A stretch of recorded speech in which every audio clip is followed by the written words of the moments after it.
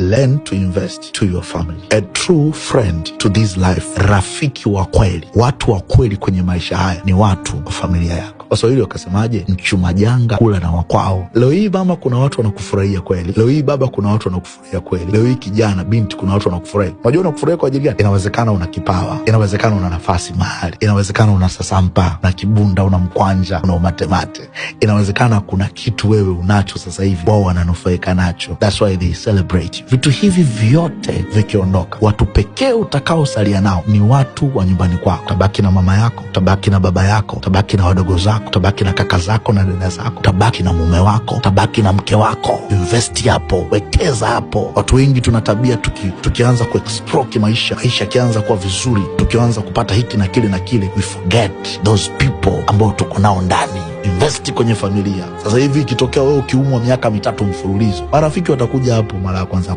watakuja hapo, baada ya muda hao marafiki hawatakuja tena. Umeona sasa hivi wanajazana hapo nyumbani kwako kila siku.